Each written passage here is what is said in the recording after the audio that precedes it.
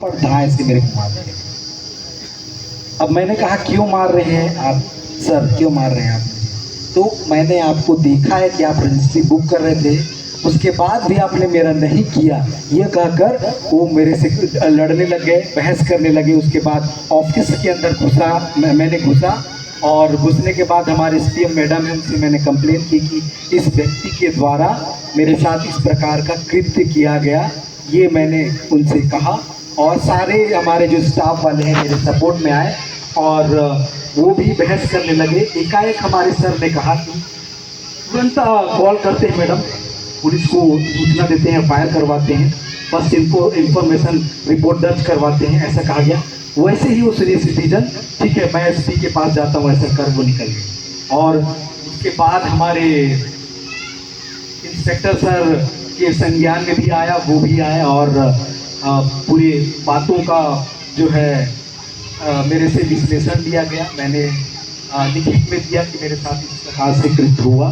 तो उसके बाद हम सीधे पुलिस थाने की ओर गए फायर कराने के लिए। वहाँ जब गए तो पुलिस थाने में गए तो वहाँ एएसआई बैठे हुए थे, उनके द्वारा इंस्ट्रक्शन दिए कि ऐसे आप आवेदन लिखिए, फायर की कॉपी ऐसे लिखिए, उसके बाद हम दर्ज करेंगे। और उन्होंने पूरी रीति से हमें बताया कि इस प्रकार के मामले में एक ऑन गवर्नमेंट एम्प्लॉई के ऊपर हाथ उठाने और SC/SC व्यक्ति के ऊपर हाथ उठाने से जो है ये SC/SC एक्ट के तहत एफआईआर दर्ज हो जाती है, इस प्रकार उनके द्वारा कहा गया। तो हमने कहा ठीक है सर, हम अभी लंच की ओर जा रहे हैं। और उनके द्वारा भी सपोर्टिव हमसे हुआ, कहा गया कि मैं 9 बजे तक बैठा हूँ, आपकी कंप्लेन दर्ज करने के लिए मैं बैठा हूँ। फिर हमने वापस वहाँ से निकलने का प्रयास किया और निकलते हुए टीआई साहब आ गए और उनको उनके संज्ञान में ये डाला गया कि इनके साथ ये कृत्य हुआ गया। क्योंकि जो अपराधी कह सकते हैं, मुलजिम जो व्यक्ति था वो क्योंकि मिश्रा था, पंडित था, और क्योंकि टीआई भी जो है वो तिवारी जी थे, तो उनके द्वारा संज्ञान में। फिर उन्होंने कहा कि ठीक है आप आवेदन बना के लाइए और फिर मैं देखता हूँ। उन्होंने तुरंत फ़ोन लगाया और चूँकि जो अपराधी था वो व्यक्ति एक एडवोकेट था, एक वकील था, चूँकि तो इसलिए जो है उस टीआई सर के द्वारा जो है तुरंत बार काउंसिल के जो चेयरमैन होते हैं उनको फ़ोन लगाया गया कि आपके काउंसिल के जो मेंबर हैं विजय मिश्रा जी, उनके द्वारा एक government employee on government employee के हाथ उनके ऊपर हाथ उठाया गया है, इस प्रकार का हुआ है। तो संज्ञान में दिया गया और देने के बाद मैं लंच पे गया। आने के बाद में तुरंत फ़ोन किया गया कि टीआई साहब के द्वारा समझौते का प्रारूप रखा गया है, इसलिए बुलाया गया। हमने वहाँ पहुँचा और पहुँचने के बाद में उस सीनियर सिटीजन के द्वारा कांपते हुए सर मुझे माफ़ कर दीजिए, मुझे माफ़ कर दीजिए। और इसी बीच में बार काउंसिल के जो चेयरमैन साहब होते हैं, बार काउंसिल जानते होंगे बहुत सारे लोग कि चेयरमैन के जो अध्यक्ष होते हैं उनको बार काउंसिल के चेयरमैन कहा जाता है। एक काउंसिल होता है उनका, उसको बार काउंसिल कहा जाता है, उसी के चेयरमैन थे। और सबसे सीनियर एडवोकेट भी थे, उनके द्वारा मेरे सामने हाथ जोड़कर विनती की गई कि इनके द्वारा इस प्रकार का हो गया है, इनकी पत्नी का डेथ हो गया है, इनके पुत्र को जो है गोली मार दी गई, हॉस्पिटल में एडमिट है, इस प्रकार कहा गया। इसलिए इनका जो है मेंटल तौर पे ये सही नहीं है और बीपी बढ़ा हुआ है, शुगर भी लेवल इनका अब बढ़ा हुआ है, इसीलिए इनके द्वारा इस प्रकार का कृत्य हो गया, इन्हें क्षमा कर दीजिए। इस प्रकार वो बार बार मुझसे हाथ जोड़ने लगे। टीआई साहब चुपचाप से मेरे कान में आकर कहते हैं पागल है, इसीलिए माफ कर दीजिए। तो मसीह प्यारों में कहना ये चाह रहा था कि SC/SC एक्ट अधिनियम 1989 के अनुसार हम लोगों के लिए प्रावधान है कि हम लोगों के विरोध में अगर किसी प्रकार का कृत्य किया जाता है तो 6 महीने से लेकर 3 साल तक की सजा और गैर जमानती वारंट इशू हो जाता है, कोई जमानत नहीं मिलता, सीधा अंदर। तो मसीह प्यारों में कहना यह चाहता था कि ये मेरे कहने का तात्पर्य ये है कि उन पक्ष के द्वारा ये जान लिया गया और वो टीआई के द्वारा साफ स्पष्ट उनको हिदायत दी गई कि ये जानते हैं ST का वो कर्मचारी है, ST आदिवासी है, शेड्यूल ट्राइब का वो कर्मचारी है और उस पर जो आपने हाथ उठा दिया है, आपकी लाइसेंस रद्द हो जाएगी और आपको गैर जमानती वारंट पे आपको जेल जाना पड़ेगा। जब उनको ये खैर वो वकील उनको सब पता है, तो उनके द्वारा फिर जो है चिंतन मनन करने के बाद वापस फिर आके इस प्रकार माफीनामा मुझसे लिया गया। मसीह प्यारो, कहीं ना कहीं उनको पता था कि ये कोर्ट में जाएगा। और मैं बता दूं, मसीह प्यारो, SC का जो एक्ट के तहत जो है कोई भी अपराध दर्ज किया जाता है, उसमें छोटे मोटे ASI, सब SI, सब इंस्पेक्टर और 3 स्टार के DI जो होते हैं, इन सब को जांच करने का अधिकार नहीं है। DSP, ASP, SP रैंक के अधिकारियों को जांच करने का अधिकार है, इससे नीचे वालों को नहीं। ये प्रावधान हम लोगों को मिला हुआ है। मसीह प्यारों, मैं कहना ये चाहता हूँ, क्योंकि ये विषय हमको आज हमें चिंतन करने के लिए मिला हुआ है कि उन लोगों को पता था जब ये कोर्ट में जाएगा, न्याय किसके पक्ष में होता? आप बताइए, किसके पक्ष में होता? उनके पक्ष में या मेरे पक्ष में? मेरे पक्ष में अवश्य, क्योंकि मैंने कोई अपराध नहीं किया था, ना तो उनसे कोई बदतमीजी की गई थी, ना उनसे मेरे द्वारा कोई अपशब्द कहा गया था। और क्योंकि ये भी नियम है कि सीनियर सिटीजन के ऊपर अगर हम बुरा बर्ताव करते हैं और हमारे द्वारा अपराध उनके प्रति होता है, तो हमारी नौकरी जाने की नौबत आती है। ये भी मसीह प्यारो, उस समय मेरे मन में ये ख्याल ही नहीं आया। मैं चाहता तो उठा के पटक सकता था, आदिवासी आदमी हूँ भाई, इतना जोश है, इतनी ताकत है, लेकिन मैं शांति से खड़ा रहा और धीरजता के साथ संयम बरतते हुए मैं चुपचाप रहा। बस इतना ही कहा कि मैं आप क्यों ऐसा कर रहे हैं, मैंने आपके प्रति कोई ऐसा बिहेव नहीं किया कि आप मुझ पर इस प्रकार का कृत्य कर रहे हैं। तो मसीह प्यारो, उन लोगों को पता था कि जब कोर्ट पे जाएगा निश्चय हमें अंदर जाना पड़ेगा और वकालत की जो लाइसेंस होती है वो रद्द हो जाएगा। न्याय मेरे पक्ष में। मसीह प्यारो, ये सारी जो न्याय है, उस पॉलिटिकल न्याय के बारे में जब मैं बताया, और ये केवल सांसारिक है, और हम पढ़ने जो वाले हैं वो प्रभु तेरा न्याय करेगा। इब्रानी 10:30 उसका 31 को जब हम अभी पढ़ेंगे, वो प्रभु हम लोगों के लिए उस अनंत न्याय का काम करेंगे। मसीह प्यारो, तो सबसे पहले मैं वचन की ओर जाऊंगा और सबसे पहले इब्रानी की किताब खोलेंगे 9 उसका 27। और जैसे मनुष्य का मरना और न्याय होना नियुक्त है। मसीह में प्यारो, इब्रानी 9 उसका 27 स्पष्ट कहा हुआ है कि इंसान का एक बार जन्म लेना और उसका न्याय होना नियुक्त है। हम लोगों का जन्म हुआ आदम के बाद, हम लोगों की जो है आदम के हम वंशज हैं। मसीह प्यारो, आज हमारे जन्म लेने के बाद हर एक इंसान का न्याय होना। और हम आगे एक वचन देखेंगे, यूहन्ना की किताब उसका 5 उसका 22 में कहता कि इसको जब हम देखते हैं तो न्याय करने का अधिकार जो है परमेश्वर पिता किसी और को दे रखा है। और वो कहता है, पिता किसी और का न्याय नहीं परंतु सब काम पुत्र को सौंप दिया है। मसीह में प्यारो, आज सभी का न्याय का समय आज पहुंच रहा है प्यारे। मसीह प्यारो, उसका तो अधिकार है केवल यीशु मसीह को मिला है और उसी के द्वारा इस संसार का न्याय। पिता भी न्याय नहीं करेगा, लेकिन अधिकार उनको जरूर है, लेकिन उस अधिकार का कर्तव्य पालन करने के लिए उन्होंने यीशु मसीह को कहा। मसीह प्यारो, प्रेरित क्रिया उसका 17 उसका 31 में भी कहता है ये सारे चीज नियुक्त है और उस मनुष्य के द्वारा धर्म से और न्याय से, धर्म के द्वारा उसका जगत का न्याय हो। और इसको यीशु मसीह ने प्रमाणित किया है। मसीह प्यारो, ये अधिकार परमेश्वर द्वारा मसीह को, और वो न्याय जो है बिल्कुल प्रेमता के साथ, धर्म के साथ में इस संसार के लोगों का न्याय। क्यों यीशु मसीह को या परमेश्वर को न्याय करने का अधिकार मिला है?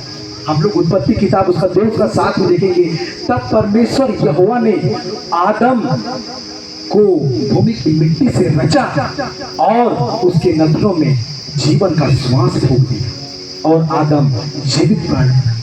इसलिए ये अधिकार उसको मिला है क्योंकि संसार के सारे लोगों को उसी ने बनाया है आदम को उसने मिट्टी से बनाया, उसके बाद पूरी सृष्टि आज जो चल रही है उसी के द्वारा, उस वंश के द्वारा आज आगे बढ़ी है। मशीन प्यारो, आज सृष्टि, आज पूरे विश्व की जनसंख्या जब हम देखेंगे 792 बिलियन करोड़ आज पूरे पृथ्वी की जनसंख्या है। 792 करोड़ 7.92 अरब, इतनी जनसंख्या आज पूरे विश्व की है। और इतने पूरे लोगों का, और इससे पहले कितने जो मृत्यु को प्राप्त करें, उन सभी का अन्याय करने का अधिकार केवल और केवल यीशु मसीह को है, केवल और केवल परमेश्वर पिता को है।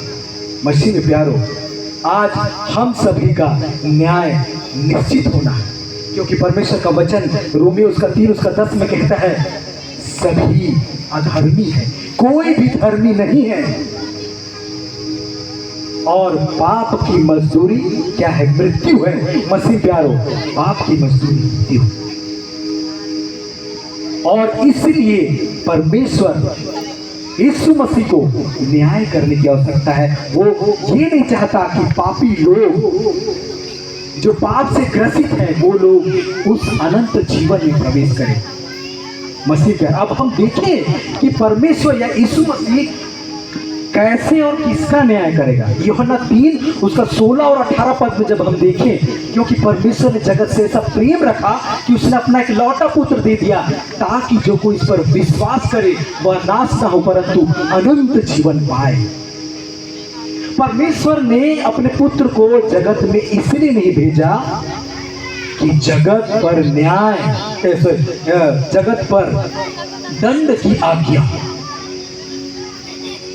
वो चाहता है कि मेरे लोग जिनको मैंने बनाया है वो बचाए जाएं, वे मेरे पास आए, मेरे साथ रहें। और आगे वचन में कहता है जितनों ने उस पर विश्वास किया उन पर दंड की आज्ञा नहीं, और जितनों ने विश्वास नहीं किया वे दोषी ठहर चुके। अंडरलाइन, जितनों ने उस पर विश्वास किया उन पर दंड की आज्ञा नहीं, इसको अंडरलाइन कर लीजिए। और दूसरा, जिन्होंने विश्वास नहीं किया वे दोषी ठहर चुके हैं, उसी क्षण ठहर चुके हैं। मसीह प्यारो, ये अंडरलाइन। तो यहाँ हम देखते हैं 2 कैटेगरी के लोग यहाँ मिलते हैं। पहला, जो यीशु मसीह पर विश्वास करते हैं। दूसरा, जो यीशु मसीह पर अविश्वास करते हैं, जो इनकार करते हैं यीशु मसीह का, उसके बलिदान का, उसके द्वारा उद्धार देने का, छुटकारा देने का, सभी का भी इनकार करते हैं। मसीह में प्यारो, यहाँ जब देखें हम, जब ये स्पष्ट हो गया है यूहन्ना 3 16 और 18 के अनुसार कि जब इस जगत का न्याय होगा तो विश्वस्ता और अविश्वस्ता को देखा जाएगा। जो विश्वास करेगा उसे अनंत जीवन में प्रवेश कराया जाएगा यीशु मसीह के द्वारा, और जो अविश्वास करेगा वो गंधक की आग की झील में डाल दिया जाएगा। मसीह में प्यारो, यहाँ जब देखें तो स्पष्ट जो है 2 कैटेगरी के लोग यहाँ पे देखते हैं।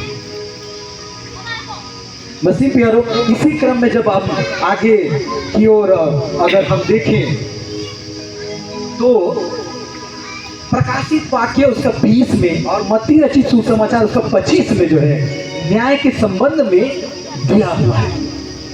और जब हम देखें प्रकाशित वाक्य 20 और मत्ती रचित सुसमाचार 25 के अनुसार तो किसका न्याय होगा, इसको अब हम पढ़ेंगे। प्रकाशित वाक्य 20 उसका 4 से लेकर 5 तक। कोई व्यक्ति, कोई जवान या जुआनी पढ़ेंगे बड़ी जोर के साथ देंगे। फिर मैंने सिंहासन देखे और उन पर लोग बैठ गए और उनको न्याय करने का अधिकार दिया गया, और मैंने उनकी आत्माओं को भी देखा है जिनके सिर यीशु की गवाही देने परमेश्वर के वचन के कारण काटे गए थे, और जिन्होंने न उस पशु की और न उसकी मूर्ति की पूजा की थी और न उसकी छाप अपने माथे और हाथों पर की थी, वे जीवित होकर मसीह के साथ 1000 वर्ष तक राज्य करते रहे। धन्यवाद। आगे भी है, जब तक ये 1000 वर्ष पूरे न हुए तब तक शेष मरे हुए ना जियोगे। धन्यवाद। बैठ जाए भैया, अंडरलाइन इसको करेंगे, ठीक है।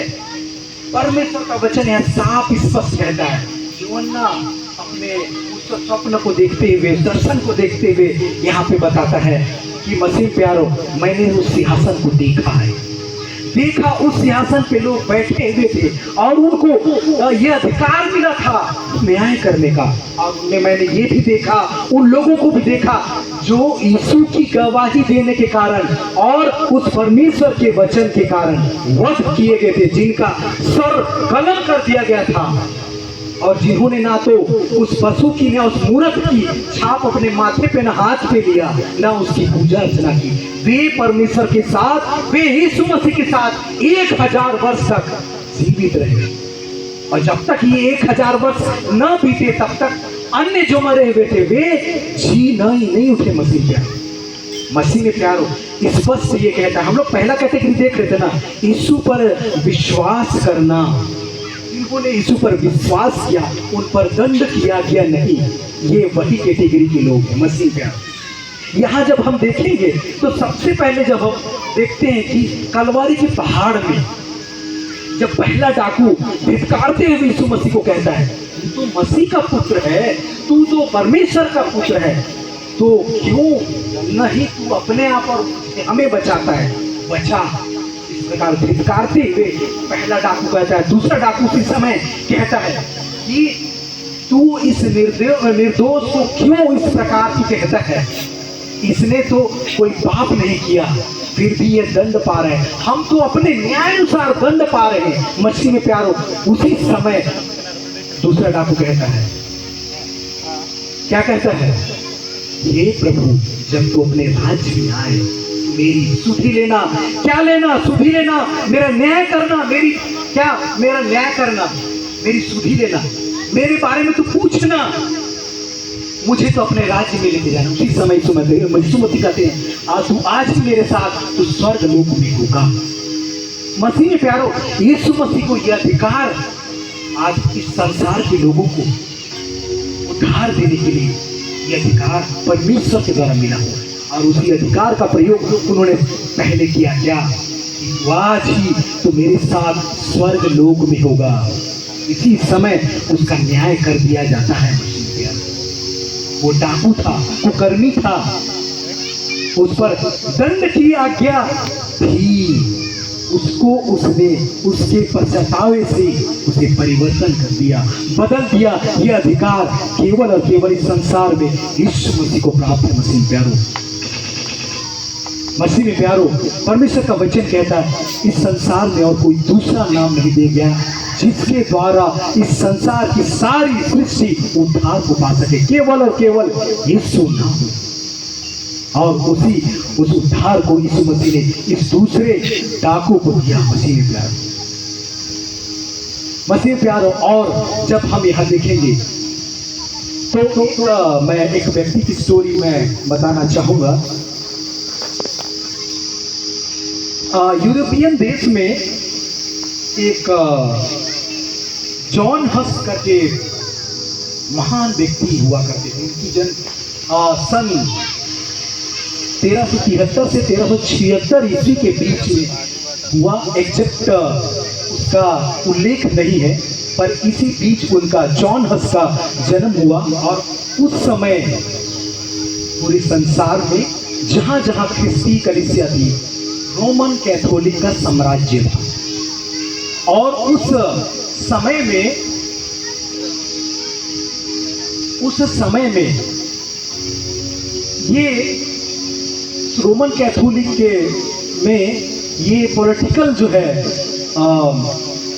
राजनीतिक उस समय चल रहा था पूरे यूरोपीय देश में।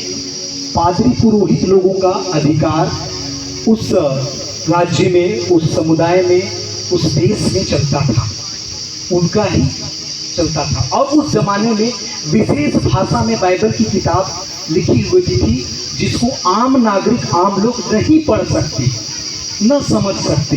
केवल पुरोहित और याजक लोग उस विशेष भाषा की बाइबल को पढ़ सकते थे। तो उसमें भ्रष्टाचार बहुत अधिक था। रोमन कैथोलिक के उस समय में, उस संस्था में, उस समय के परिवेश में भ्रष्टाचार था। अनंत जीवन किसी व्यक्ति का पश्चाताप मतलब पापों की क्षमा के लिए पैसे समर्पित करने पड़ते थे, पैसा दिया जाता था। तब जो है पुरोहित और याजक ये लोग जो है देवी के सम्मुख जाकर उनके लिए पापों की क्षमा के लिए प्रार्थना किया करते थे। इस प्रकार का भ्रष्टाचार उस समय होता था। उसी समय जॉन हस का जन्म हुआ। जॉन हस, छोटा हंस, ठीक है, उस समय उनका जन्म हुआ। और जन्म होने के बाद उनकी प्रारंभिक जब दीक्षा, गरीब परिवार में उनकी जन्म हुई थी और जैसे तैसे कर उनकी प्रारंभिक दीक्षा शिक्षा हुई और उसके पश्चात उनके द्वारा बीए किया गया, बीडी किया गया, एमए किया गया। और उनके द्वारा ये सोचा गया कि मैं इसीलिए पढ़ूं क्योंकि पुरोहित लोगों का मान और सम्मान, इज्जत और सैलरी अच्छी मिलती है, मोटी रकम मिलती है, इसलिए मैं भी पढ़ूं, मेरा भी मान सम्मान हो और मुझे भी ओहदा मिले, मेरा सम्मान हो और मुझे भी जो है सैलरी और मोटी रकम मिले। तो मसीह प्यारों, जैसे जैसे वे दीक्षा शिक्षा में निपुण होते गए और निपुण होने के बाद में उनके जीवन में जॉन विक्लिफ नाम के एक व्यक्ति का जो बुक जो है उनके जीवन में एक अभूतपूर्व परिवर्तन आया। उस बुक को पढ़कर वे परिवर्तित हो गए, क्योंकि उस समय में रोमन कैथोलिक की संस्था के उस परिवेश में डायरेक्ट जो है इस प्रकार लोगों को परमेश्वर के वचनों को नहीं बताया जाता था।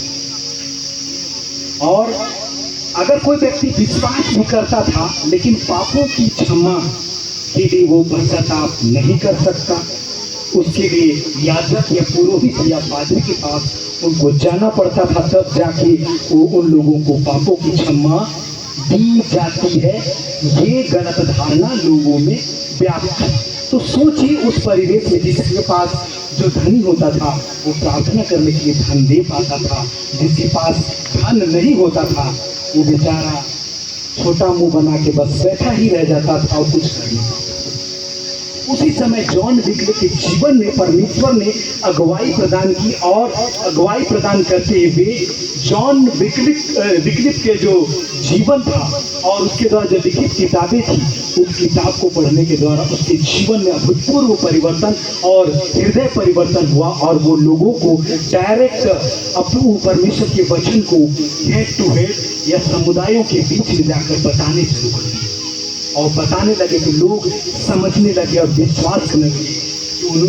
और डायरेक्ट उनसे कहा गया जो विश्वास करे और बपतिस्मा ले उसी का उद्धार होगा और जो विश्वास नहीं करेगा वह दोषी। और जो यीशु के सम्मुख पश्चातापी मन से आएगा उसको छुटकारा मिलेगा कि पापों की क्षमा होगी अन्यथा नहीं होगी। और पुरोहित और प्रचारकों के पास, पादरियों के पास अगर जाया जाएगा और उनके पास पापों की क्षमा मांगी जाएगी तो नहीं मिलेगी। ये धीरे धीरे उस समुदाय और उस संगठन के लोगों में उस जॉन हस के द्वारा लोगों को एक अभूतपूर्व परिवर्तन के रूप में उनको शिक्षा देते गए और यह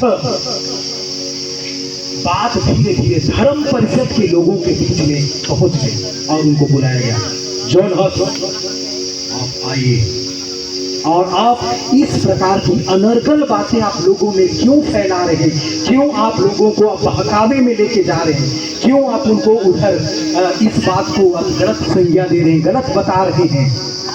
तब जॉन हस अपनी सफाई देते हैं, मैं कुछ अपनी तरफ से कोई बयान नहीं कर रहा हूँ, मैं परमेश्वर के उन सही वचनों को लोगों के बीच प्रकाशित कर रहा हूँ। और ऐसा करते करते उस धर्म परिषद में उनको समझाया गया, लेकिन उनके द्वारा समझा नहीं गया। प्रलोभन भी दिया गया कि आपको जो चाहिए आपको मिलेगा, लेकिन आप इस प्रकार लोगों को बहकाना बंद करें। आपके द्वारा हमारे अभिमान, हमारे सम्मान में ठेस पहुंचेगी। और तब जॉन हस के द्वारा अपनी बातों से पीछे न हटने के कारण उसे 70 दिन अंधेर की जेल कोठरी में डाल दिया गया मसीह प्यारों। और इतनी सड़ी गली मल मूत्र की जगह में उसको डाल दिया गया, इतने बदबूदार जगह में 70 दिनों तक उसको अंधेर की कोठरी में डाल दिया गया। और उस बीच में वह परमेश्वर की गीत गाते हुए उसके वचनों को अध्ययन मनन चिंतन करते रहे और बड़े आनंद के साथ उसकी महिमा करते रहे।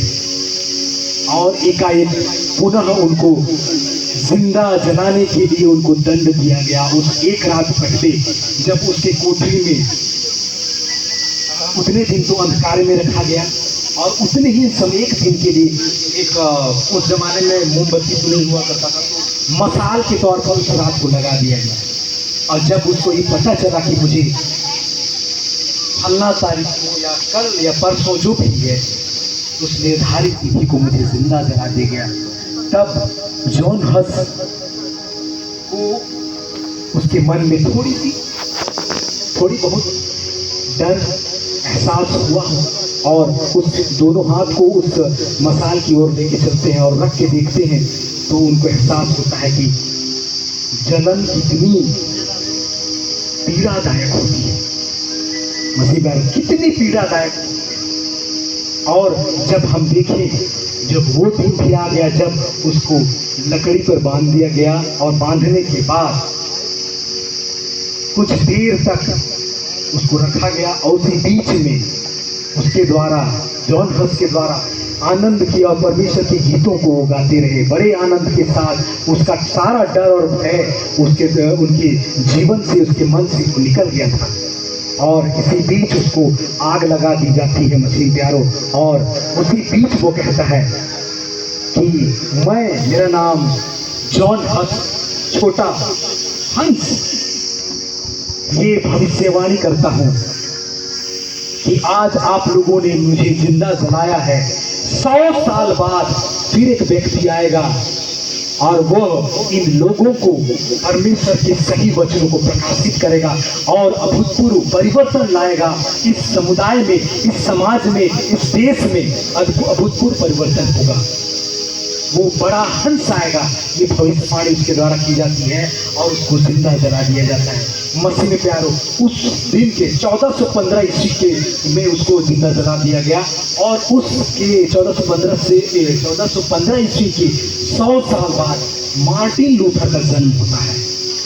और हम लोग सभी को जानते हैं, हम सभी कोई जितने प्रोटेस्टेंट हैं, हम मार्टिन लूथर के उन सिद्धांतों को मानने वाले हैं, हम सभी को जानते हैं। और धर्म सुधार आंदोलन के लिए आज पूरा विश्व उनको याद करता है, हम सभी को जानते हैं। मसीह प्यारों, मेरा कहने का तब तात्पर्य ये है, मैं पुनः अपने विषय के ट्रिक पर आना चाहूंगा कि उनको जिंदा जला दिया गया। और हमने वचन में क्या पढ़ा, उस व्यक्ति को, उसकी आत्मा को देखा जिन्होंने यीशु मसीह गवाही के कारण अपने सर को कटा लिया। मसीह प्यारों, ये वही व्यक्ति है, जॉन हस ये वही व्यक्ति है जो यीशु मसीह के लिए अपने आप को बलिदान किया, अपने आप को जिंदा जलाने के लिए तैयार कर लिया। मसीह प्यारों, ये वही आदमी है जिसको पहला पुनरुत्थान प्राप्त होगा। इसी को पहला पुनरुत्थान प्राप्त होगा। मसीह प्यारों, ऐसे व्यक्ति जो यीशु मसीह के कारण सताहट को पाए, जो वध किए गए और परमेश्वर के ग्रहण करने योग्य अपना जीवन बिताया, ऐसे ही लोग पहले पुनरुत्थान को प्राप्त करेंगे। और ऐसे ही लोग परमेश्वर के साथ 1000 वर्ष तक जीवित रहेंगे। जब तक 1000 वर्ष नहीं बीतेगा तब तक हम लोग यहीं पे रहेंगे। अभी हम लोग यहीं पर है ना, अभी 1000 वर्ष बीता नहीं है। कहने का तात्पर्य कि 1000 वर्ष बाद बाकी लोग जीवित मसीह में प्यारो। और जब हम देखेंगे इस संसार में यूहन्ना रची को जब हम देखते हैं तो यूहन्ना को उबलते तेल में तल दिया गया। यूहन्ना को उबलते तेल में तल दिया गया। पतरस को क्रूस पर लटका दिया गया। आंद्रियास को उल्टे क्रूस पर 3 दिन तक रस्सी बांध कर रख दिया गया। याकूब को सर कलम कर दिया गया। याकूब को सर कलम कर दिया गया मसीह प्यारो। और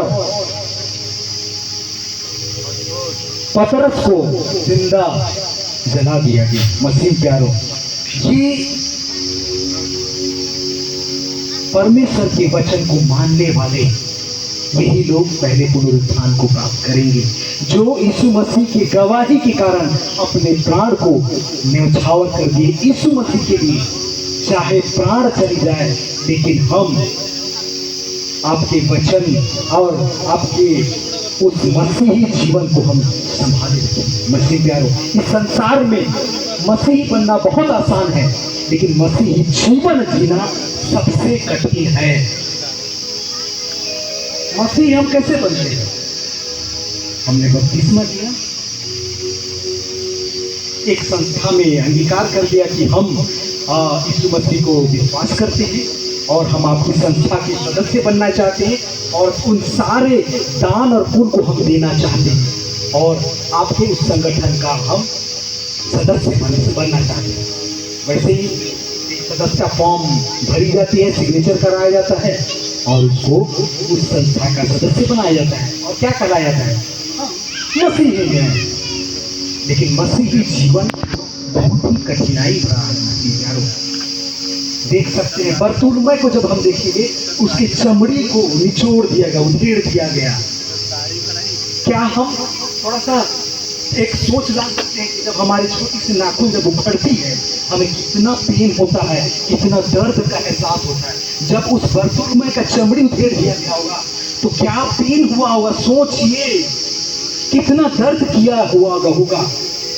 और उसके बाद उसको क्रूस पर चमड़ी को चपटन उल्टे उल्टे और क्रूस में इनमें आना ही 1000 की साल की उज्जना और पहला पुनरुत्थान, पहला जी उठना इनके धर्मेश की वचन वाले, ये मतलब आना ये धर्मेश की वचन वाले मसीह प्यारो।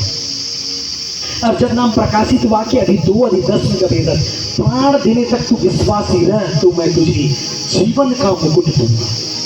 ये जिया कहना गोटी और विश्वासी रह और धर्मेश विश्वास ना लिया आऊंगी ये पहला पुनरुत्थान की थाली ईरी दिखना और इना मीन और इन हूँ मनाउदत अगर नाम ये लिखा विश्वास नो डिरगर आती पुख्ता आती अगर नाम है जिया का ना गोटी नाम विश्वास नो निश्चय नाम पहला पुनरुत्थान प्रवेश मना के और धर्मेश की वचन साफ दी जो पहले पुनरुत्थान को प्राप्त करेगा उस पर दूसरी मृत्यु का कोई भी अधिकार नहीं।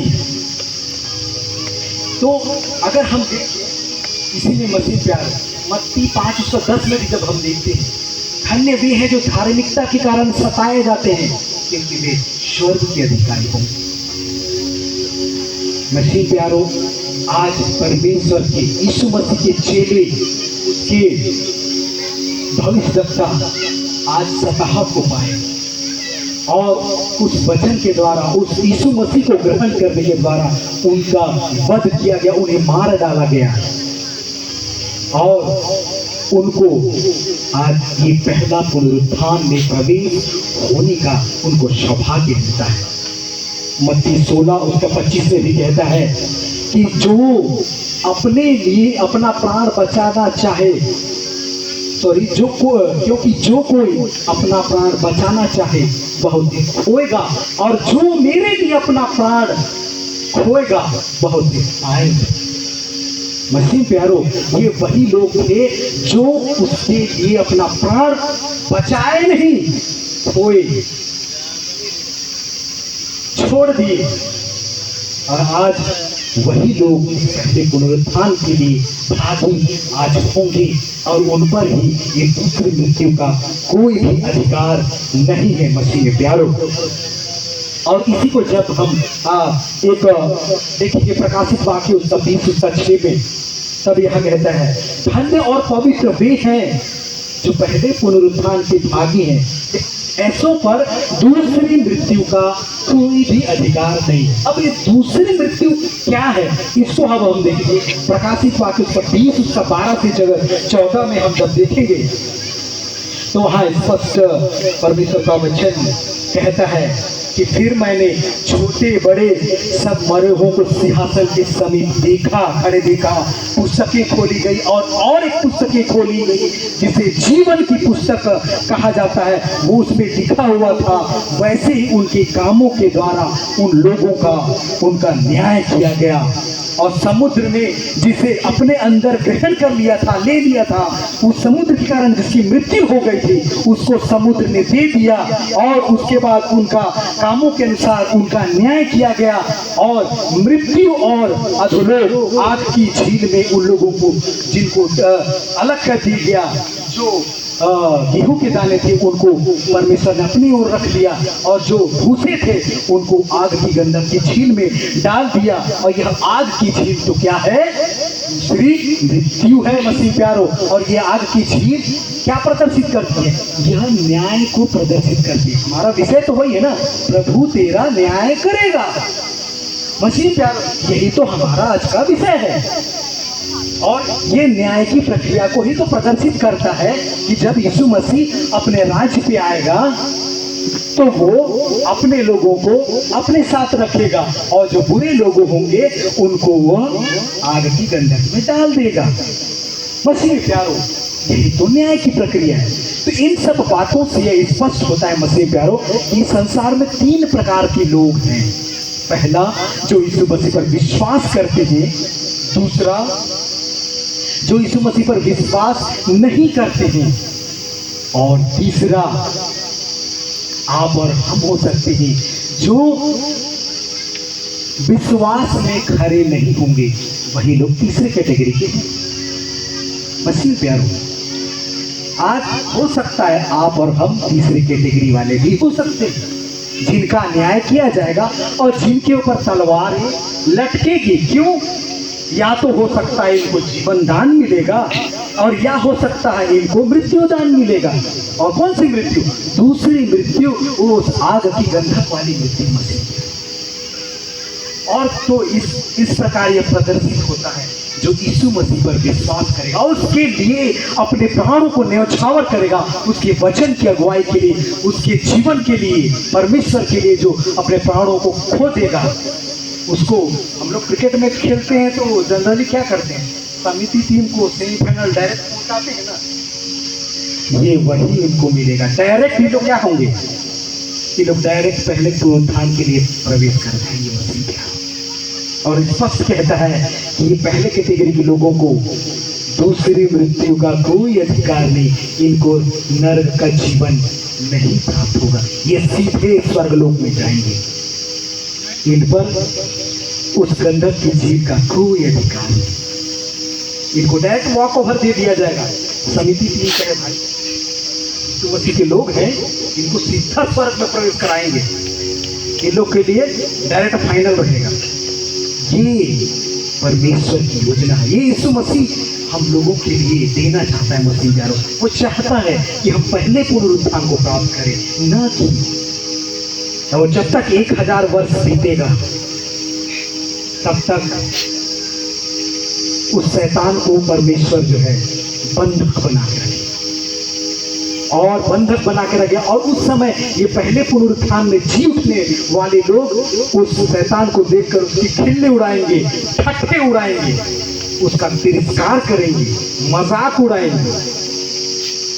और तब यीशु मसीह फिर जब आएगा, तब बाकी सब जो मरे हुए थे वे सारे लोग जी उठेंगे।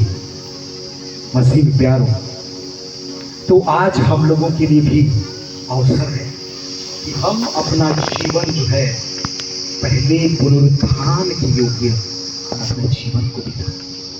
इसी को जब हम देखें मसीह प्यारो, जब यीशु मसीह जब आएगा और जब दूसरे बाकी जो मरे हुए थे वे उठेंगे, तो मत्ती उसका 25 उसका 31 से लेकर 46 में जब हम देखते हैं तो उसके सिंहासन के सम्मुख क्या पाते हम जब देखें,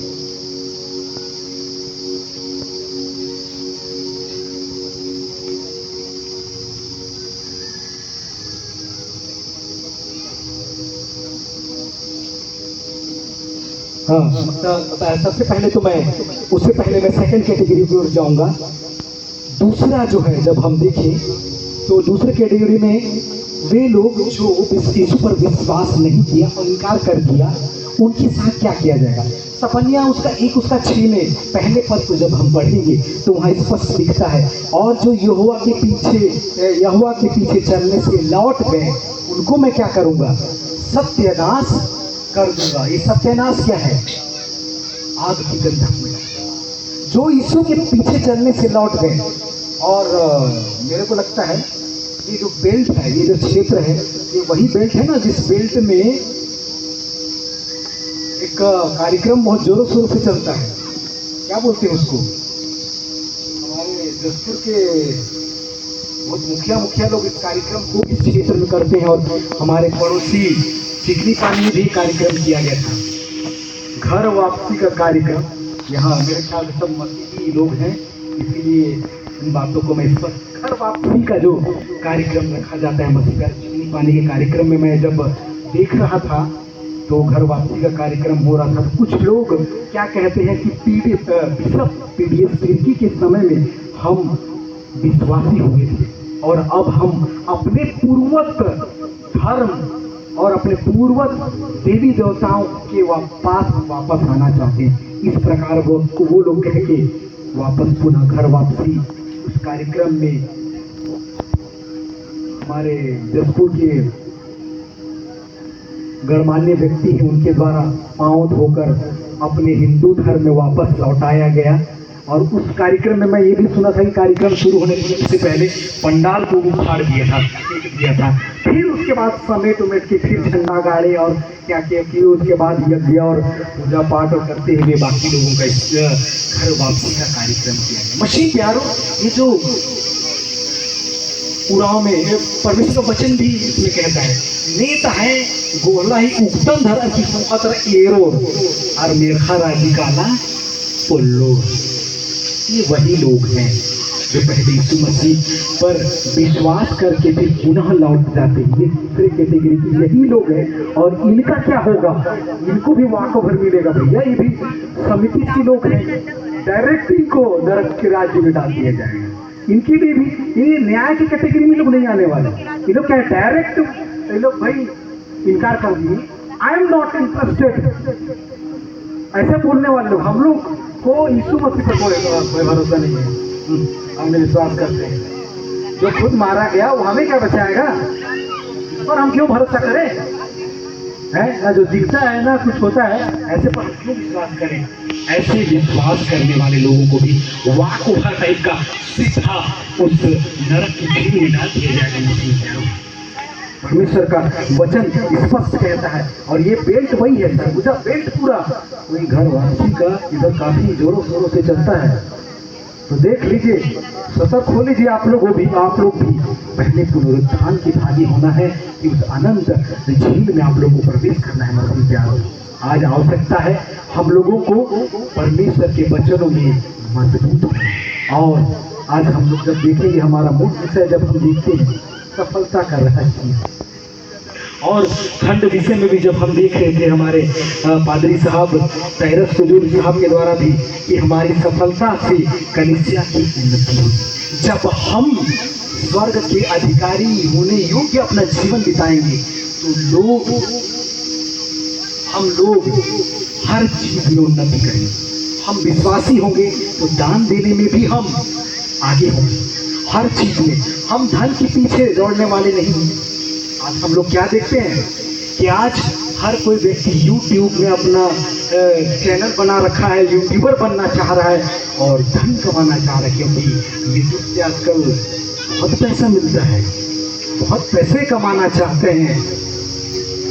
मसीह प्यारों, ऐसे लोगों के विषय में हमारे MSS के पादरी साहब जिन्होंने कहा, ऐसे लोग उस प्रकार हैं सुई में ऊँट को पार करने जैसा। ऐसे लोग प्रवेश स्वर्ग के राज्य में नहीं कर सकते। मसीह प्यारों, और गीत में हम एक छोटा सा गीत भी एक लाइन गाएंगे इस मत से, इसमें ऊपर है, ऐसन रंग चंग से भूलब नहीं भाई, ऐसन रंग चंग से या केड़े के चलब नहीं भाई। जिंदगी में रंग चंग आवेला जावेला, जिंदगी में रंग चंग आवेला जावेला। ऐसन रंग चंग से भूलब नहीं भाई, ऐसन रंग चंग से आखिर के चलब नहीं भाई। जिंदगी में धान दौलत आवेला जावेला, जिंदगी में धान दौलत आवेला जावेला। ऐसन धन दौलत से भूलब नहीं भाई, ऐसन धन दौलत से आखिर के चलब नहीं भाई। मसीह प्यारों, आज के नौजवान ऐसे ही तो करते हैं, ऐसे ही विशेष वेशभूषा में अपने आप को रंग चंग में ढालते हैं और सुंदर दिखाने और धन की प्राप्ति करने के लिए आज दौड़ में लगे हुए हैं। तबोपदेश की पुस्तक उसका 11 उसका 9 में स्पष्ट होता है, ये जवान अपनी जवानी के दिनों में आनंद कर मग्न रह, लेकिन इन सब का तेरा क्या होगा, न्याय किया जाएगा। मसीह प्यारों, क्योंकि आज हम युवा संघ के इस कार्यक्रम में सम्मिलित हैं, आज हम लोगों को भी सचेत होने की आवश्यकता है। मत्ती रचित सुसमाचार उसका 25 उसका 31 और 46 जब हम देखते हैं तो यीशु मसीह भेड़ों और बकरियों को अलग करेगा और अलग करते हुए अलग करेगा भेड़ों और बकरियों को। और मसीह प्यारों, अब देखेंगे कि भेड़ की जो क्वालिटी होती है उसके गुण क्या होते हैं और बकरियों का कौन सा गुण होता है। भेड़ बहुत नम्र प्रकार का जानवर है और सीधा साधा है और उसको एक डंडा से मारोगे तो अभी चुप रहेगा, शांति से रखने वाला देखिए। और बकरी कैसा है बताइए, बकरी को आप झुंड में चलाइए, एक दाएं एक बाएं, एक आगे एक पीछे और जाने कहां कहां चला जाए। कुल मिला के बकरी चारम चोरम होता है। मसीह प्यार चारम चोरम।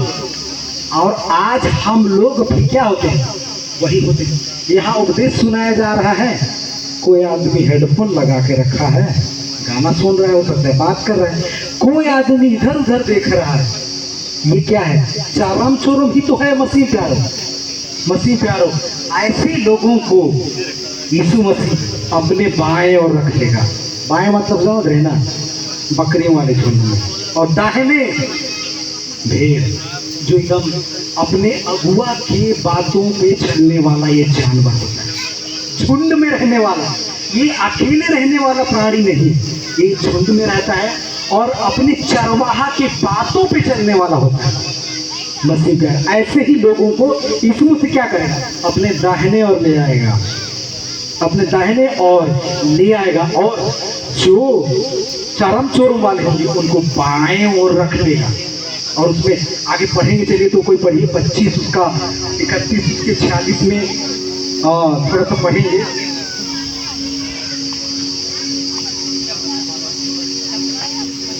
मैं ही पढ़ता हूँ। वैसे ही और सब जातियां उसके सामने इकट्ठा की जाएंगी, और जैसे चरवाहा भेड़ों को बकरियों से अलग कर देगा, वैसा ही वह उन्हें एक दूसरे से अलग करेगा। वह भेड़ों को अपनी दाहिनी और बकरियों को बाईं ओर खड़ा करेगा। और तब राजा अपने दाहिनी वालों से कहेगा, हे मेरे पिता के धन्य लोगों, आओ उस राज्य के अधिकारी हो जाओ जो जगत के आदि से तुम्हारे लिए तैयार किया हुआ है। ये किससे कहेगा? माया वालों से भी, चारों तरफ वाले से भी, शांत रहने वाला, जो परमेश्वर पिता के वचन को सुनने वाला। जो व्यक्ति इस सभा में बैठा है और सुन रहा है बड़े ध्यान से, ऐसे वाले लोग कहने और रहेंगे ना कि इधर उधर देखने वाले, ऐसे लोगों को कहेगा कि जो मैंने तुम्हारे लिए जगह तैयार किया है, जगत के आरंभ से उस जगत में आ जाओ और आनंद से रहो। धन्य लोगों, उस राज्य के अधिकारी हो जाओ। मसीह प्यारों, आज आवश्यकता है हम लोगों का जीवन उस भेड़ के समान अपना जीवन जैसे हमको प्रवचन में, उपदेश में, वचन की जो अगुवाई चलना, ये भेड़ की क्वालिटी को दर्शाता है। हमारा भी ये क्वालिटी होना चाहिए। जब हम उस भाग्य में, उस राज्य में प्रवेश कर सकते हैं। मसीह प्यारों, आज आवश्यकता है हमें अपने जीवन को सुधारने की। और जब हम देखें उन लोगों का क्या होगा जो लोग परमेश्वर के वचन से अनभिज्ञ हैं, जिन्होंने तो ना तो सुसमाचार सुना। हमने हमारे हुजूर साहब के द्वारा बड़ा स्पष्ट हमने सुना, सुसमाचार का प्रचार करना ये हमारा कर्तव्य है। और एक खंड विषय में भी जब हम देखते हैं तो उसमें भी दिया हुआ है कि वचन सेवा ही हमारा कर्तव्य है। हमें इस संसार में परमेश्वर ने क्यों बनाया? आज हमारी संख्या 7.92 अरब है। हमें क्यों बनाया? ताकि हम उसकी महिमा कर सके, ताकि हम उसके वचन की अगुवाई में अपना जीवन बिता सके, ताकि हम उस वचन की सेवा का कर्तव्यों का निर्वहन कर सके। यही तो उसका उद्देश्य था। लेकिन हम क्या जीवन बिता रहे हैं? हम किस राह पर चल रहे हैं? हम तो उस नरकीय जीवन और शैतान के कृत्य वाले काम कर रहे हैं। और मुझे प्यारो, यह नरक जो है, इसकी जब सोचे, अभी आप लोग हीट वेव देखा होगा आप लोगों ने, टेम्परेचर कितना पहुंच गया था? 52, 53 ऐसे कुछ पहुंच गया था ना। जसपुर हम लोग के यहाँ मेरे ख्याल से 42 लगभग हो गया जसपुर वगैरह में। ये हीट वेव एकदम क्या बोलेंगे, लू बोल सकते हैं, गर्मी बोल सकते हैं। राजस्थान में तो मस्ती प्यारो जैसलमेर में 52-53 हो गया था और उसमें 50 से अधिक लोग मारे गए। इतनी गर्मी। लेकिन पता है मस्ती प्यारो, ये जो गर्मी है, ये गर्मी हम लोग के लिए बहुत लग रहा है। मैंने कभी ड्यूटी में जब था तो हमारे काउंटर के बगल में आधार कार्ड का अपडेशन और बच्चों का नया बनता है, तो बच्चों की एक माँ लेके आई थी। अचानक बच्चे लोग क्या होते हैं, थोड़ा चंचल होते हैं, तो वो थोड़ा मस्ती कर रहे थे और उसी मस्ती करते हुए उनके शरीर पे अचानक धमास निकल गया। और धमास निकला तो करने लगे बच्चे। तो मैंने कहा कि हे बहन, आप वो हॉस्पिटल ले जाइए, तुरंत इनका इलाज कराइए। ये बच्चे के हित के लिए नहीं है, उनके स्वास्थ्य के लिए सही नहीं, तो तुरंत ले जाइए और इनको ट्रीटमेंट कराइए। आधार कार्ड आप बाद में बनवा लीजिएगा। ये हमने करके उनको जबरदस्ती भेज दिया। तो मसीह पर मेरा कहना क्या है, हित वेव इस संसार में जब देखने को मिला, इस भारत में, विश्व में, लेकिन पता है उस गंधक की आग का टेम्परेचर क्या होगा? जब हम देखें एक पानी को उबालने के लिए कितना टेम्परेचर लगता है बताइए? तो साइंस बहुत लोग होंगे, अभी पढ़ रहे होंगे, कितना लगता है? 100 डिग्री 100। सही कहा बहन आपने, 100 डिग्री सेल्सियस जो होता है, इससे जो है पानी उबल जाता है। और एक लोहे को पिघलाने के लिए कितना टेम्परेचर लगता है, कोई बता सकता है? 1510 डिग्री सेल्सियस में जो है एक लोहे को पिघाला जाता है। और उसको आकार दिया जाता है। हम लोग देखे ना स्टील प्लांट्स में, बोकारो हुआ, भिलाई स्टील प्लांट्स हुआ, फेल हुआ, इन सब में लोहे के बहुत सारे चीज़ बनाई जाती है, उनको उसमें ढाला जाता है, इतने टेम्परेचर में उसको गलाया जाता है।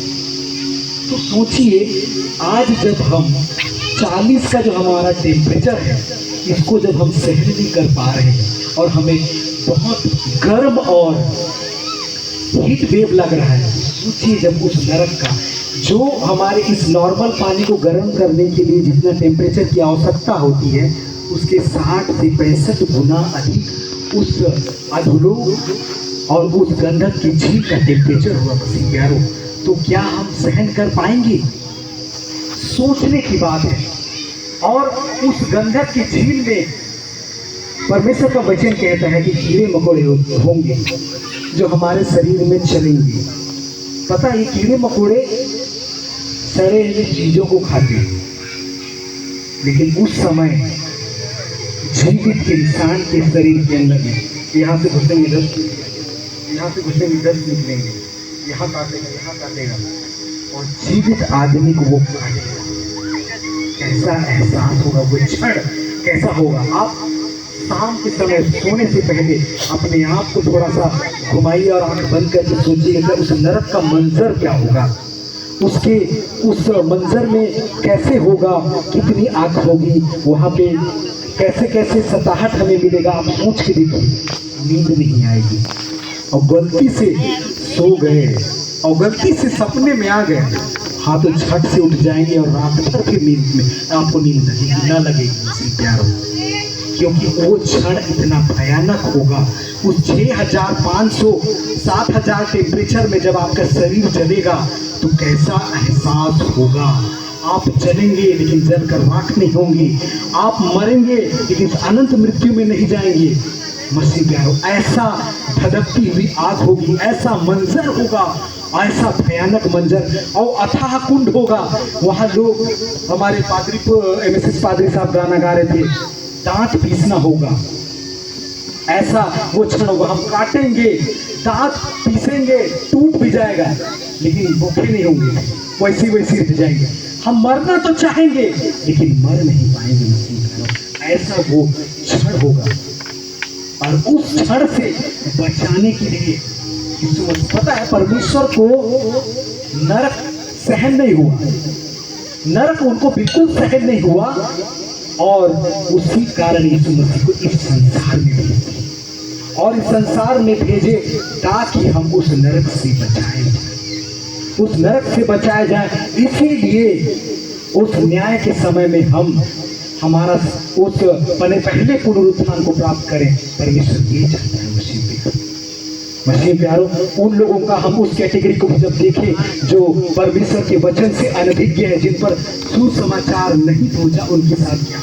रोमियो उसका 19 से अगर 25 को जब हम देखें तो वहाँ पे भी स्पष्ट परमेश्वर का वचन कहता है, इसलिए कि परमेश्वर के विषय का ज्ञान उनके मनों में प्रकट है, क्योंकि परमेश्वर ने उन पर प्रकट किया है उसके अनदेखी गुण अर्थात उसकी सनातन सामर्थ और परमेश्वरत्व जगत की सृष्टि के समय से उसके कामों के द्वारा देखने में आता है, यहाँ तक निरुत्तर है।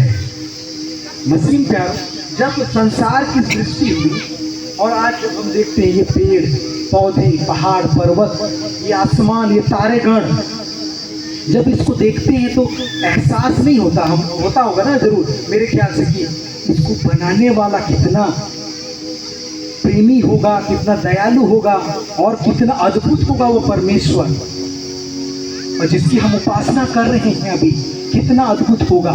लेकिन उन लोगों को सोचिए जो ये ना सोच सके ये पेड़ में है परमेश्वर है, निहित है कि हम पूजा करने वाले मसीह में प्यारों। ऐसे लोग ये तीसरे चौथे दूसरे और चौथे कैटेगरी की होंगे।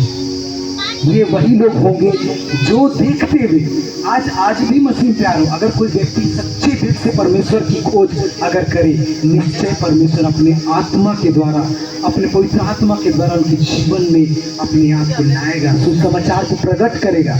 इसे उसी चीज को बताता है। जगत के आरंभ से वो प्रकट कर दिया है कि मैं ही परमेश्वर हूं। फिर भी लोग उस क्या बोलेंगे, इसमें जीवन नहीं, उस चीज की पूजा पाठ, उन लोगों को दूसरे कैटेगरी के अनुसार दंड मिलेगा। सीधे वाकोभर इनको भी दिया जाएगा। सपन्या उसका 1 और उसका 6 का हमने पहले पद पढ़ा था, दूसरे पद को भी जब देखे, और जिन्होंने ना तो यहोवा को ढूंढा और ना उसकी खोज में लगे रहे, उनको भी मैं क्या करूंगा, सत्यानाश कर डालूंगा। इन लोगों को भी सीधे वाकोभर के रूप में, अनंत दंड के रूप में उस गंधक की झील में डाल दिया जाएगा।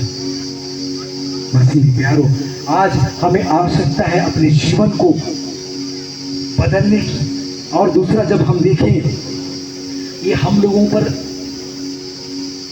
ये जीवन में फॉलो होता है। इब्रानी की किताब उसको खोलिए, 10 उसका 26 उसका 27 में कहता है। इब्रानियों 10 उसका 26 उसका 27 में अगर जब हम पढ़ें तो परमेश्वर का वचन साफ कहता है, क्योंकि सच्चाई की पहचान प्राप्त करने के बाद भी यदि हम जानबूझकर पाप करते हैं तो पापों के लिए फिर कोई बलिदान नहीं। दोबारा यीशु मसीह हमारे लिए बलिदान नहीं होंगे। उनके लिए दंड का एक भयानक बाट जोहना होगा और उस आग का ज्वलन बाकी है उन विरोधियों के लिए जो उन्हें भस्म कर देगा। मसीह प्यारो, आज आवश्यकता है, आज हम चरम चोरम हो रहे हैं, आज हम इधर उधर हो रहे हैं, आज हम ये भी करते हैं, आज हमारे समाज में ये भी चल रहा है। हम इस संस्था में जाके देखते हैं, उस संस्था में जाके देखते हैं। आज हमारे मंडली में बहुत सारे संस्थाएं आप व्याप्त हो गई है, 2-3 संस्था हो गई है। लोगों को क्या लगता है कि संसार में लोगों का उद्धार यीशु मसीह के द्वारा नहीं, गिरजा के जो संस्था होते हैं उनके द्वारा उद्धार मिलेगा। इसीलिए आज ये लोग चरम चोरम होकर इस संस्था में देख रहे हैं, उस संस्था में जाके देख रहे हैं, और वो लोग चाहते हैं कि इसमें का आराधना सही है, उसमें का नहीं, इसमें का अच्छा है, उसमें का नहीं, इसमें का बपतिस्मा सही है, उसमें का नहीं है। ये खोज में लगे हुए ऐसे लोगों को भी क्या करेगा, परमेश्वर नाश करेगा। मसीह प्यारो, इसीलिए आज हमारा जीवन आज जीवितों के मध्य में है। आवश्यक है, हमें समय मिला है कि हम इन सब से फिर कर हम सच्चे यहोवा परमेश्वर की ओर आए और उसके लिए अपना जीवन प्राण देने तक। आप बताइए कितने लोग यीशु मसीह के लिए अपने आप को प्राण देने के लिए तैयार करते हैं? बताइए कितने लोग तैयार हैं? झिझक से सब डरे हुए लग रहा है, लोग मरना नहीं चाहते। मरने से सबको डर लगता है ना, है? डर नहीं लगता? आइए तो मैं थोड़ा टेटवा दबा के देखता हूँ। आइए तो फिर मैं देखूं कि मरने से डर लगता है कि।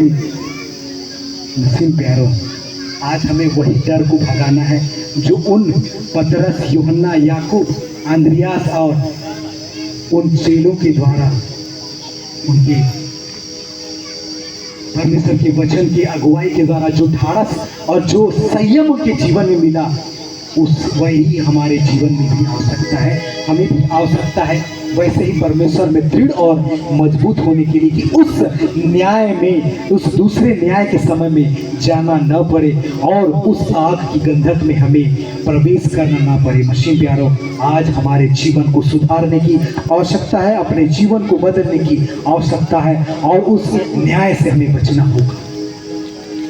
तो निश्चय मैं धन्यवाद देना चाहूँगा हमारे सिनोड के युवा संघ के अधिकारियों को भी कि उन्होंने एक अच्छा वचन चुना है कि हम युवाओं को और हम लोगों को इस विषय के द्वारा हमें सचेत रहने के लिए और हमें वचन में मजबूत रहने के लिए और उसके द्वारा सफलता पाने के लिए और उस वचन के कर्तव्यों का निर्वहन करने के लिए हमें आवश्यकता पड़ी है।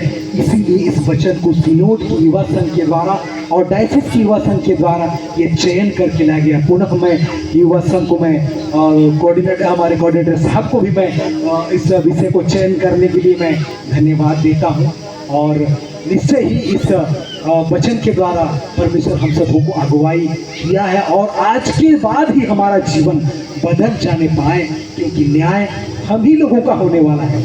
बाकी दो कैटेगरी वाले तो उनको तो वाकों पर मिल जाएगा, बाकी हम ही लोग का लटक गए हुई तलवार।